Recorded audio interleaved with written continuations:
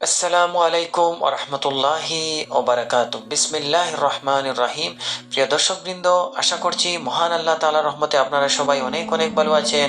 পবিত্র রমজান মাসের পর আবার আপনাদের সাথে উপস্থিত হলাম। প্রিয় দর্শকবৃন্দ, আজকের এই ভিডিওতে আমি একটি হাদিস আপনাদের সাথে শেয়ার করার চেষ্টা করব ইনশাআল্লাহ তাআলা। তাই আল্লাহ তাআলার কাছে দোয়া করি যেন আল্লাহ তাআলা আমাদেরকে কোরআনকে, হাদিসকে সহি শুদ্ধভাবে বোঝার এবং আমল করার তৌফিক দান করুন, আমিন।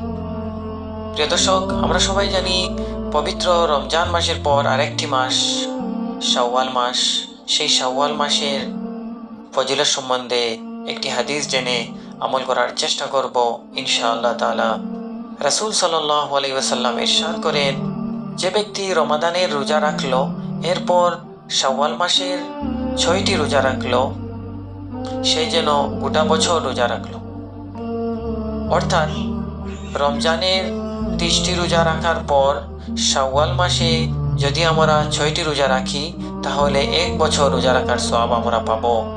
সহিহ মুসলিম হাদিস নম্বর 1164, অর্থাৎ 1164।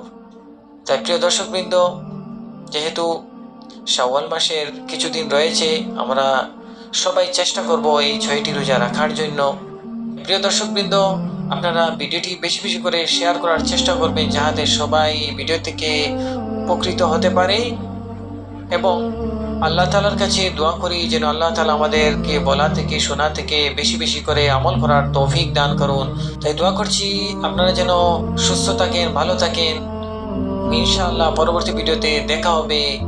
ওমা আলাইনা ইল্লাল বালা। আসসালামু আলাইকুম ওয়া রাহমাতুল্লাহি ওয়া বারাকাতুহু।